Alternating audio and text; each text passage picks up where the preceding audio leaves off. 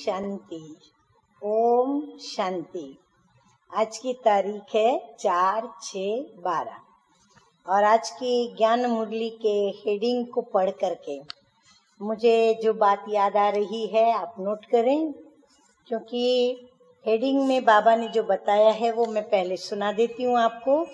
मीठे बच्चे, इस शरीर रूपी रथ पर विराजमान आत्मा रथी है, माना रथ को चलाने वाली रथी है।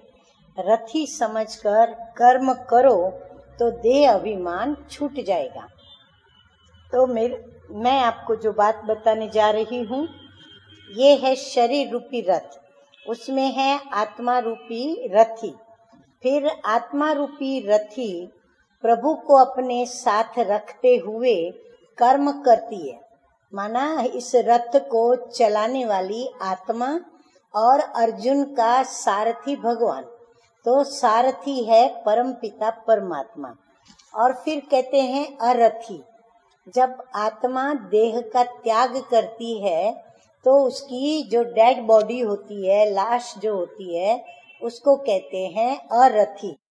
फिर हम करते हैं पुरुषार्थ, हम व्यक्तिगत पुरुषार्थ करते हैं, तो वो हो गया पुरुषार्थ। स्वयं के अर्थ हम कर्म करते हैं। फिर परमार्थ, हम दूसरों के लिए कर्म करते हैं, वो हो गया परमार्थ। फिर हम स्वयं के निज के लिए स्वार्थी बन करके कर्म करते हैं, जिसमें भला ज्यादा अपना देखते, दूसरों का कम देखते, तो उसको कहते हैं स्वार्थी। तो कितनी सारी बातें रथी की हो गई।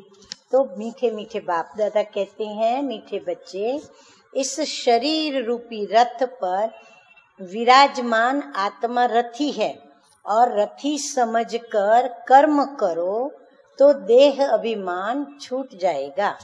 प्रश्न है, बाप के बात करने का ढंग मनुष्यों के ढंग से बिल्कुल निराला है। कैसे? उत्तर है, बाप इस रथ पर रथी होकर बात करते हैं, माना ब्रह्मा बाबा की आत्मा तो है ही, लेकिन शिव बाबा भी उस रथ में रथी बन करके बात करते हैं। और फिर किससे बात करते हैं शिव बाबा रथी बन के?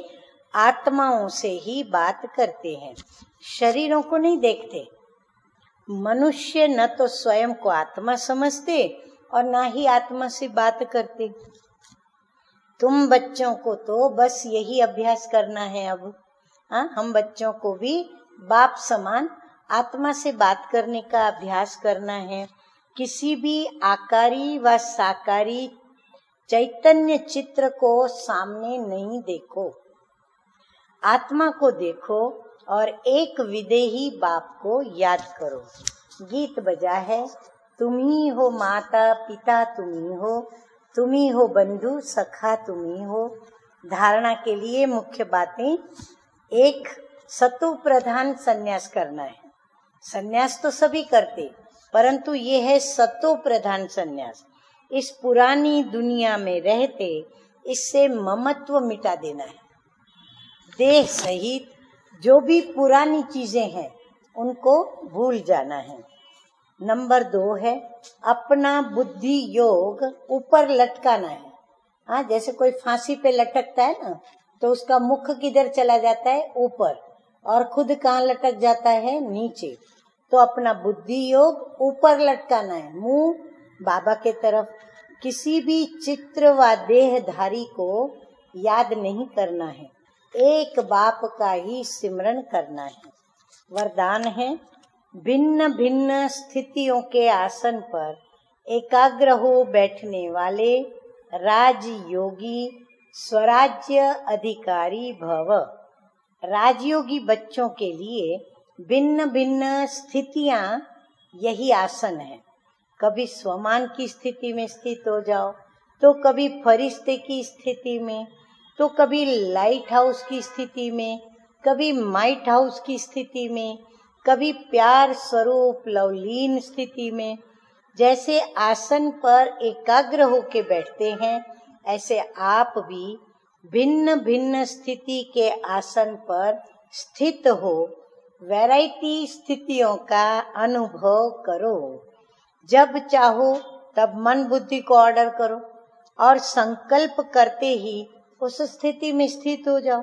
तब कहेंगे राजयोगी स्वराज्य अधिकारी। जिसके ऑर्डर पर हम चल सके, स्थूल सूक्ष्म कर्मेंद्रियां चले, उसको ही कहते हैं राजयोगी स्वराज्य अधिकारी।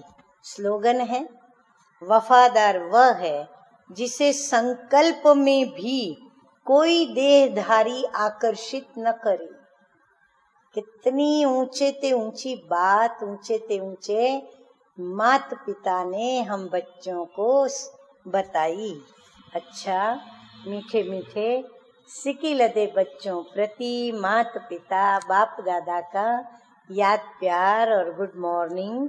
रूहानी बाप की रूहानी बच्चों को नमस्ते नमस्ते।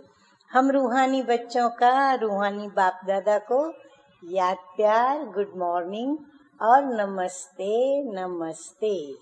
ओम शांति। ओम